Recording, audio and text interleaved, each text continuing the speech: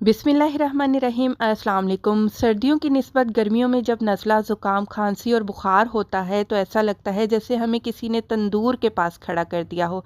आपको मेरी आवाज़ से महसूस हो रहा होगा कि मुझे कितना नज़ला ज़ुकाम लगा हुआ है। और आज जो रेमेडी आपके साथ शेयर करूँगी वो मेरी अम्मी की आज़मूदा रेमेडी है। आप इसको एक तरह का बनफ्शा भी कह सकते हैं।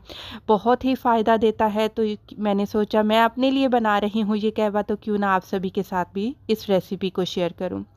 तो जी, कहवा बनाने के लिए मैंने यहाँ पर 6 कप पानी का इस्तेमाल किया है, क्योंकि पूरे दिन मुझे 3 दफ़ा ये कहवा लेना था, यानी कि 3 कप। 2 इंच का टुकड़ा मैंने दालचीनी का शामिल कर दिया है। ये है बड़ी इलायची, इसका छिलका हटाकर आपने बीज शामिल करने हैं।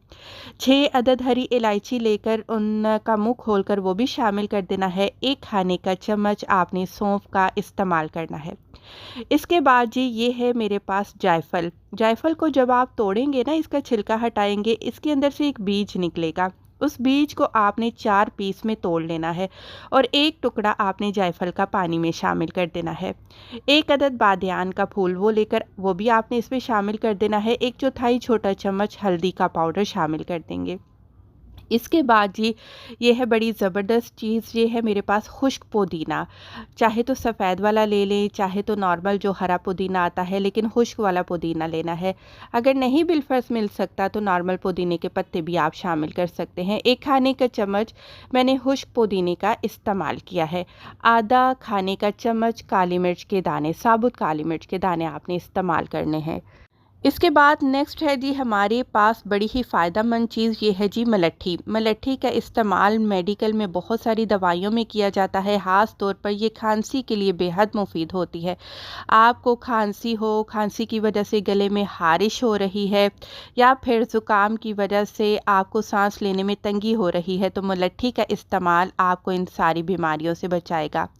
यहाँ पर है जी हमारे पास 2 इंच का टुकड़ा अदरक का। आपने छिलका नहीं हटाना, इसका छिलके समेत आपने हावन-दस्ते में इस अदरक का अच्छे तरीके से पेस्ट बना लेना है।